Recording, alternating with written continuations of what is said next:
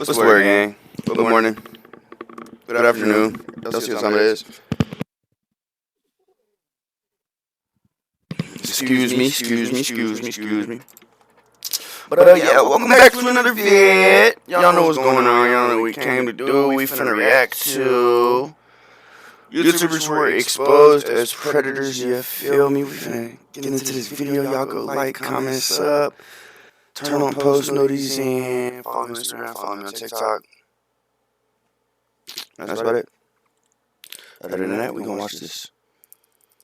We're gonna get into this. Yes, sir.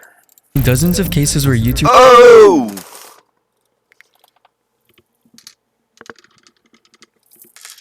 were exposed to be predators, but we're going to explore 8 of the most infamous cases, starting with EDP445. Before the notorious cupcake incident on the 18th of April 2021, EDP was a favorite creator amongst almost everyone, as he was one of the last YouTube creators with absolutely no filter, therefore tackling every topic regardless of the vulgarity. I was like, just staring, because I was trying to hold in my ass cheeks. I was trying my best not to on myself. No doubt, EDP had some hilarious moments throughout his career, building a fanbase that was always there to support him. However, this support from fans would soon be put to the test because EDP's career was about to take a controversial turn. In July 2020, rumors started to spread, claiming that EDP was inappropriately messaging his underage fans. And while EDP addressed the situation, claiming he was innocent, some people were unconvinced. One of these people was a YouTuber named Cold Raven, who uploaded a series of videos in an attempt to expose EDP. Still, despite all the evidence Cold Raven provided, viewers quickly concluded that he was simply using EDP's name for clicks. But Cold Raven was still committed to exposing EDP. The next time, one of Cold Raven's viewers set up a decoy account posing as a minor, which successfully baited EDP into messaging them. And by the end of 2020, EDP was caught 8 times trying to meet up with underage people. The story would then take a massive turn on the 18th of April 2021 when EDP was on his way to pick up a cupcake. Well, I was actually coming out here to pick up a cupcake. Bitch, we know you lying. Lying ass bitch. The fuck? And then go back home. However, when EDP arrived, he was instead confronted by a group of people who were all part of a massive sting operation set up to expose him. The situation quickly became one of the most talked about things on the internet, and EDP slowly lost everything. His YouTube account was deleted, he was fired from his job, and struggled to find new ways to make a living. The story could have ended here if it wasn't for prominent names like Jidion and Skeeter Jean, who teamed up together to, once again, catch EDP445 in the act. On September 3rd, 2023, Jidion posted a 12-second clip on TikTok showcasing him and Skeeter Jean supposedly confronting EDP. You know, this is not a fucking joke, man. I'm just seldom at a loss for words. You know, 2 years ago you were caught kiss my ass in 4K trying to meet a 13-year-old. Really, I'm not talking to you. He's talking to you. My nigga, this is bullshit, man. That y'all doing right now. Although the full video of the situation hasn't been. And he ran like a hoe. You ran like a straight cold bitch, you fat fuck. Posted yet. Am I allowed to say that on Twitch? Shit, whatever, nigga, it happened, you fat bitch. Jesus Christ, bro. There have been clips surfacing online showing what appears to be EDP messaging another underage person. While the EDP situation was one of the most infamous in YouTube history, it wasn't the first time a well-known YouTuber turned out to be a pedophile. Demetrius Madsen, or Jakishi, was on track to become one of the biggest Minecraft streamers of the past decade. But when he was exposed to be a pedophile, his career changed forever. Enlisted is the free brand new. That dude look like a regular nigga, bro. Like,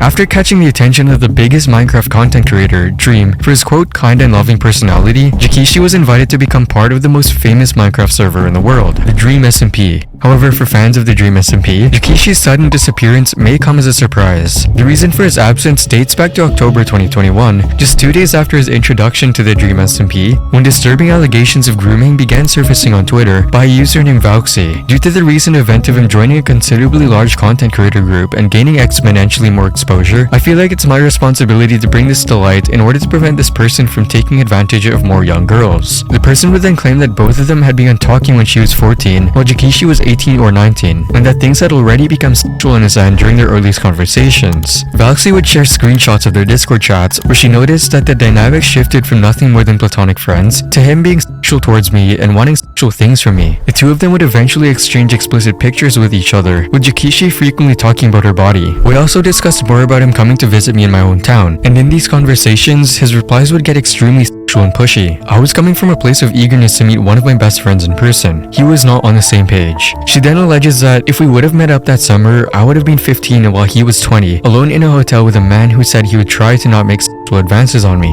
However, Jakishi would carry on. Him talking to me like this carried on until I was 16. Bro, so motherfuckers got all this clout, all of this little popularity on YouTube. But you want to talk to kids, gang? Go find some hoes your age, bro. Even after I curved him multiple times and expressed my disinterest in him sexually, I wanted to keep talking to him because I didn't want to lose one of my best friends. So I tried to ignore and disregard it when he made sexual remarks towards me. I can no longer ignore it as his audience of young and impressionable girls is growing by the second. This was the final straw for Valxi, who concluded that she eventually blocked Jakishi on Snapchat, Twitter, and Instagram several months before she posted this twit longer and has not spoken to him since. The story could have ended here, but things took another twist. As it turns out, Valxi wasn't the only one who had unsettling experiences with Jakishi, because over the next 24 hours after the post by Valxi went live, more than 18 people stepped forward to detail their experiences with Jakishi. One victim who had come forward 8 motherfucking teen little girls, man. was Chaotic J, who was exposed to have groomed her on large fans. Colleen Ballinger became well known through her internet persona, Miranda Sings, a character No!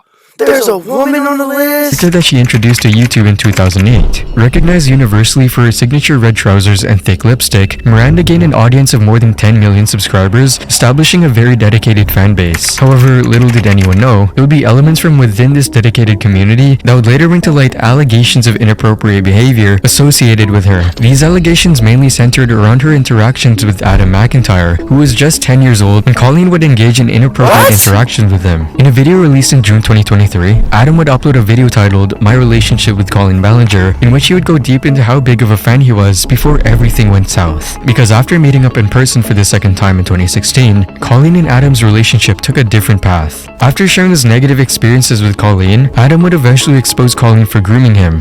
Being more inappropriate, and I just was like, this woman. You want Fortnite?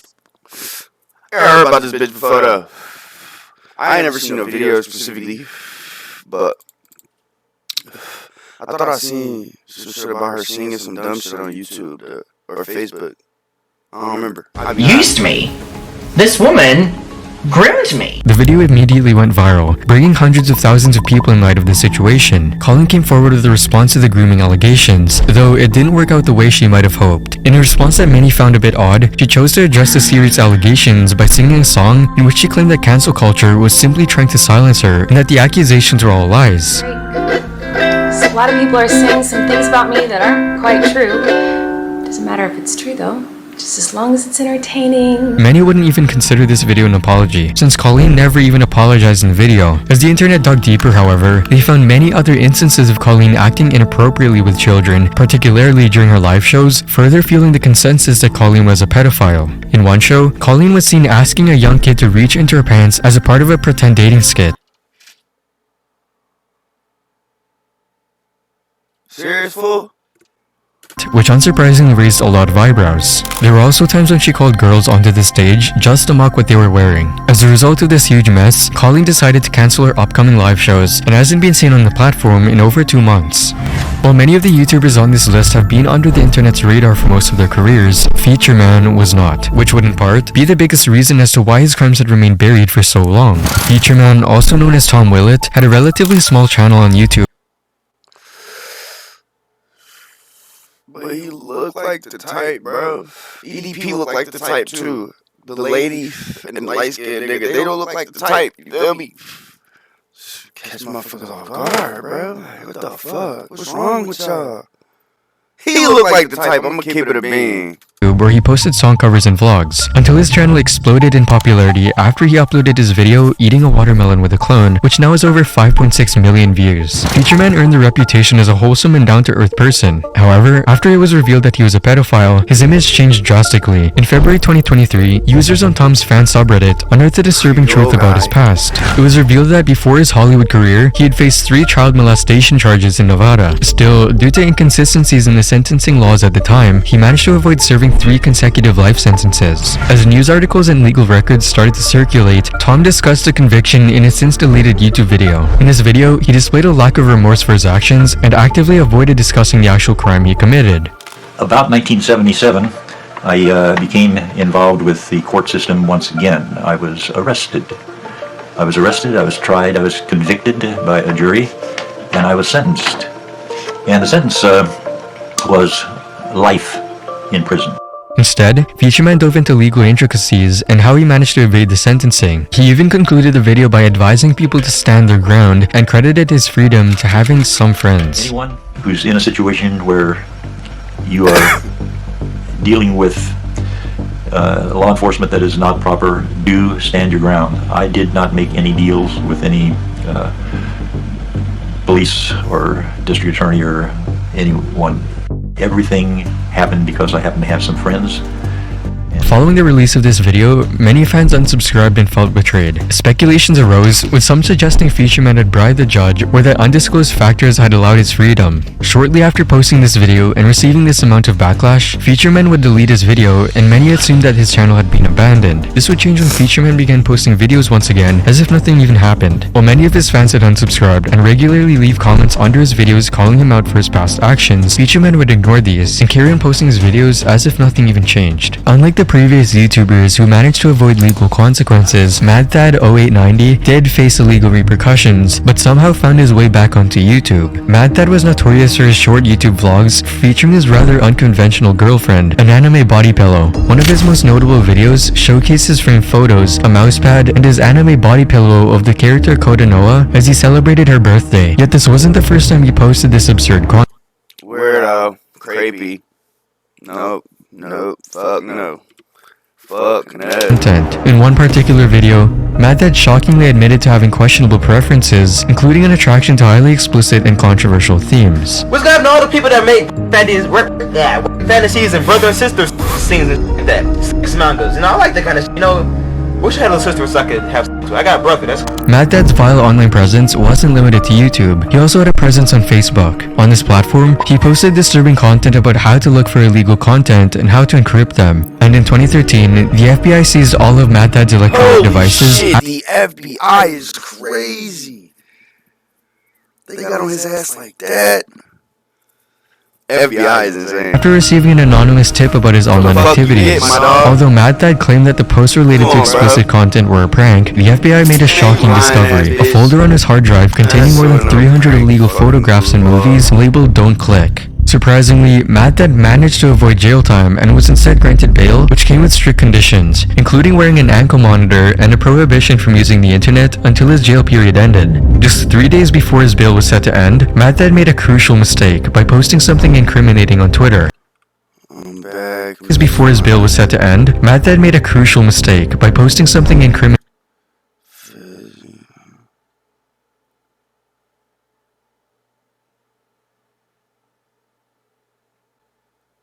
on Twitter. Okay. He goes to jail for this? Hope so. That's crazy. This action further implicated him, and this time, the FBI took a more severe stance. MadThad was compelled to accept another plea deal that would result in a prison sentence ranging from 5 to 20 years. Additionally, he was required to delete all his online accounts and Should get him in the chair. Put him in that chair. register as a sex offender for the remainder of his life. Court documents revealed that MadThad's sentencing was influenced by the disturbing discovery of over 600 illegal photographs involving, quote, sadistic or masochistic conduct. MadThad served his prison sentence until his release on October 9th, 2018. His parole conditions included restrictions such as not being allowed to own or purchase anything from shops selling explicit material after his release, submitting all online account passwords to the US Department of Justice, and using a single internet-connected device. While it might seem like the story has a positive outcome with MadThad behind bars, there's a concerning twist. You see, MadThad was released in 2018, and he started posting on YouTube again. Perhaps MadThad's channel has shifted from anime-centered content to a rant channel due to his parole conditions. Nowadays, MadThad discusses many topics, including internet culture, Pride Month, and video games. Yet the most troubling aspect of this story is despite My fault. Probably can't say the G word. Is he LGBTQ or is he a weirdo? Despite his criminal history, MadThat can still post videos on YouTube, raising concerns about the platform's policies and how it addresses such issues. However, unlike MadThat, who somehow beat the justice system despite being convicted of heinous crimes, Austin Jones never got an easy way out. Austin Jones, or AustDudePro, initially gained fame on YouTube for his rock song covers. With a seemingly innocent profile, it's least expected that Austin would be convicted of evil crimes. On May 10, 2015, allegations surfaced in an article by PopFresh suggesting that Austin Jones had engaged in inappropriate conversations with his underage female fans. It was reported that Austin would send messages to his No, now you need to get an intro to the video. Get it close to these lines. Also just.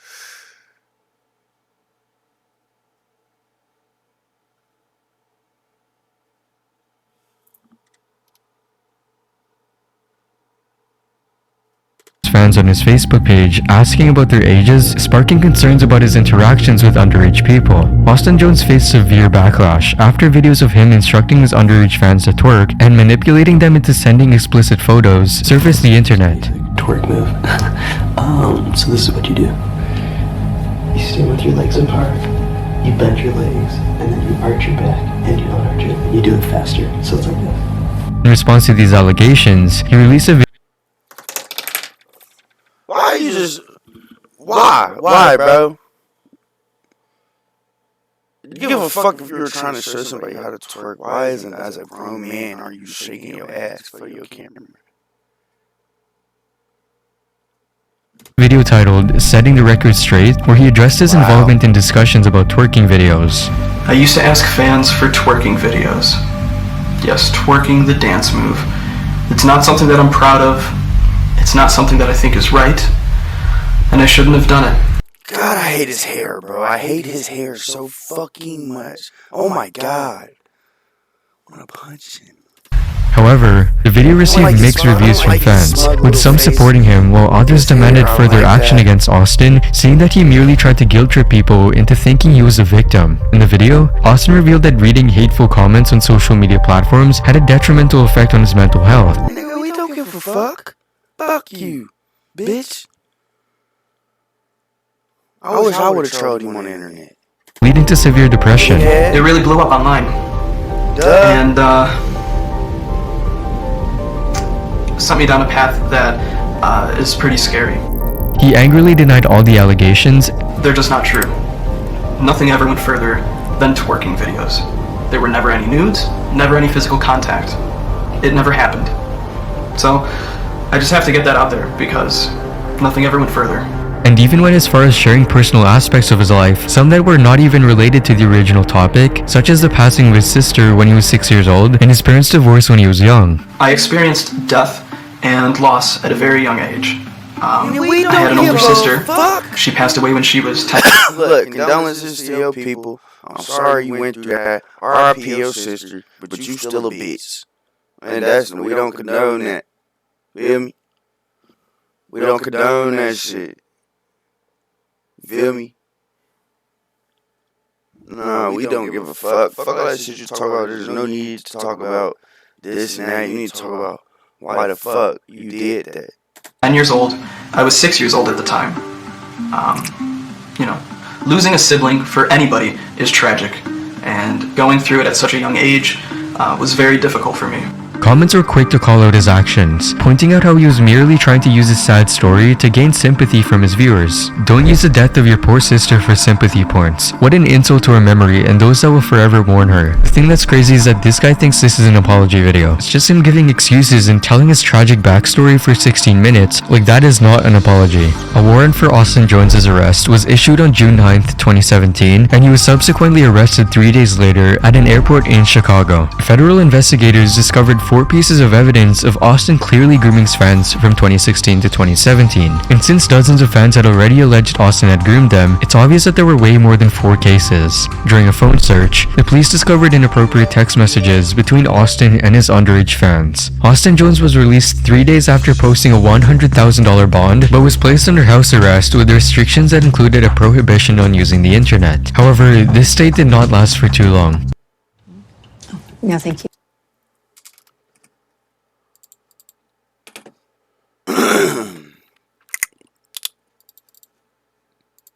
3rd, 2019, Austin Jones pleaded guilty to all the charges and was sentenced to 10 years in federal prison, with 8 years monitoring his release, scheduled on December 31, 2027. In hindsight, it's hardly surprising that Zazev faced legal trouble related to sexual activity with a 13-year-old girl, given his history. Zazev was known for his nerdy and incel personality type on YouTube. He gained recognition for creating content that often involved approaching girls in public and asking them out. Can I have your phone number? I have a boyfriend, I'm sorry. Aw, dang it. Zazev started his channel at the age of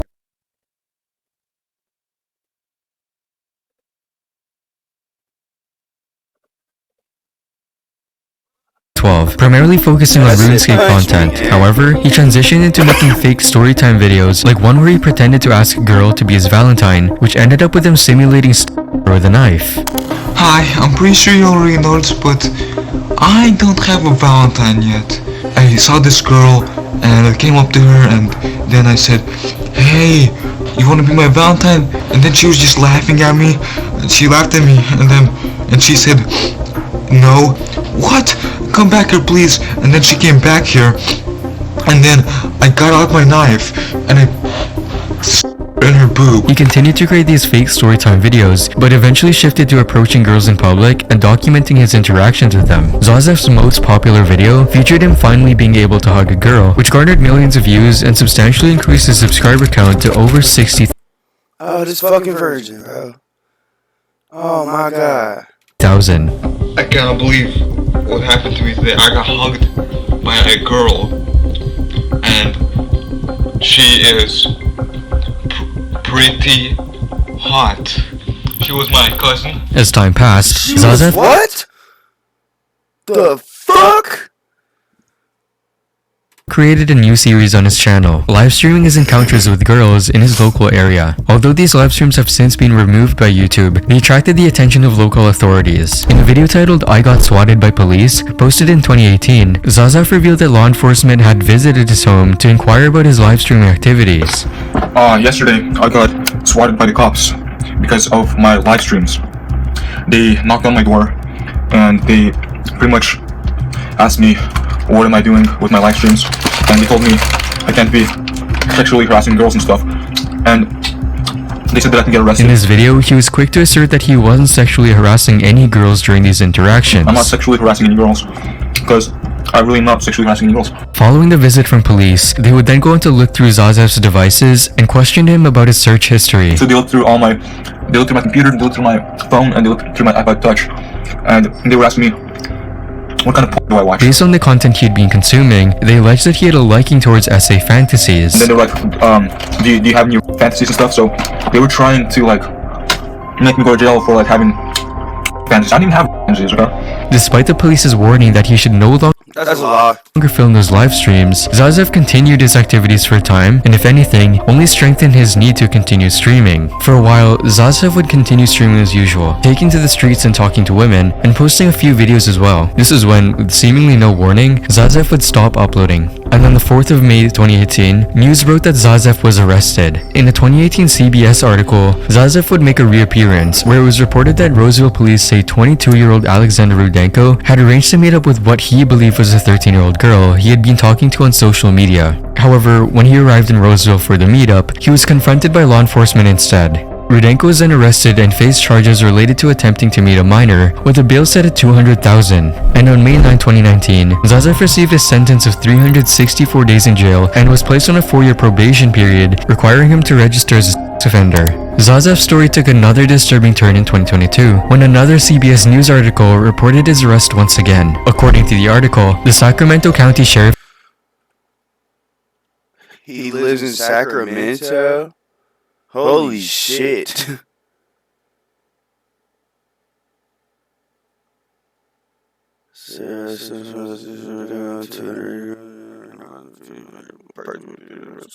County. Sheriff's Office says 26-year-old Alexander Rudenko was arrested on August 30 on 5 counts related to sex crimes. Detectives say that the arrest stems from an investigation into Rudenko and 2 underage girls. Zazev was known to authorities for frequently arranging meetings with minors using a fake name and profile online, and while the exact circumstances of his most recent arrest were not disclosed, detectives say the 2 girls he allegedly were 13 and 17 years old. Despite this latest encounter with police, Zazev was once again released on a $135,000 bail and scheduled to appear in court in early October. While Zazev was a YouTuber who showed glaring signs of degenerate behavior, Plasma Master Don, a sweet old man singing song covers, would shock the internet with his horrible past. Plasma Master Don, a YouTuber in his I don't gotta say it, bro. I don't have to say it, okay? Y'all know the fucking vibes, bro. Look again. his early 70s, had gained popularity for creating videos where he sang covers of popular songs. Many viewers considered him their grandpa due to his wholesome and sweet online persona, as evident in the comments. Man, I gotta say what the niggas, already knowing, you feel me? Of his videos. However, this image was shattered in 2020 when a YouTuber named Nick Crowley uploaded a video to his channel raising concerns that Plasma Master Don might be a recently registered sex offender. Nick Crowley first came across this theory in a post on the r/2 Morbid Reality subreddit.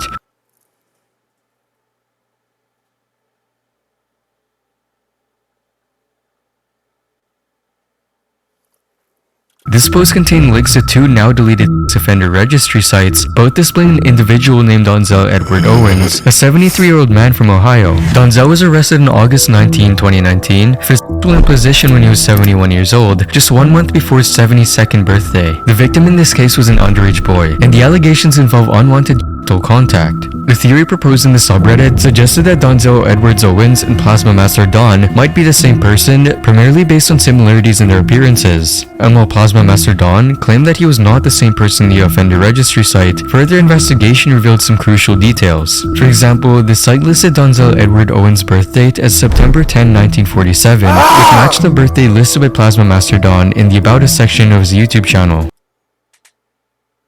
Ew.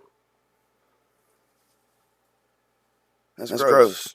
Notably, Donzel Edwards Owens drove a white 2005 Buick Century. Coincidentally, the same car seen in the possession of the owner of the Plasma Master Don channel, as showcased in the video titled My Car 2005 Buick Century. Just 4 days after the r/Morbid Reality post was published, Plasma Master Don announced that he would likely be stepping away from YouTube. He attributed this decision to his health issues, affecting his singing abilities, and he disclosed having COPD, a common lung disease causing restricted airflow and breathing problems. This video became Don's immediate follow-up after being exposed as a potential predator, fueling further speculation regarding his alleged sexual misconduct. Some individuals speculated that Don may have used his health concerns as an excuse to avoid addressing the allegations against him. Plasma Master Don's last video was uploaded on November 18, 2020, a mere 8 days before Thanksgiving. To his viewers, this seemed like the ending to Plasma Master Don's story. He was another predator who, like many on this list, was able to evade actually atoning for his behavior.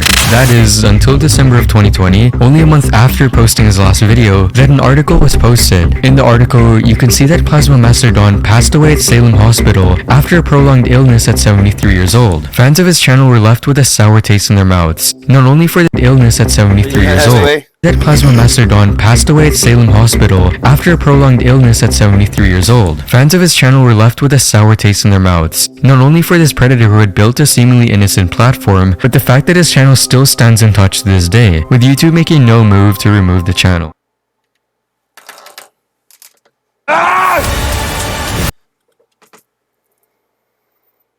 Yep, and there that is. So,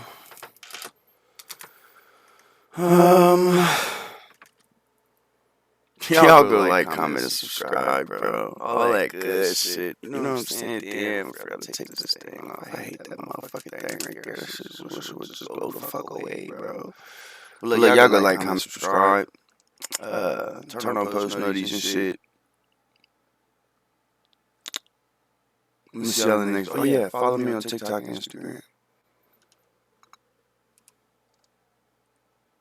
And I'm gonna see y'all in the next video, bro.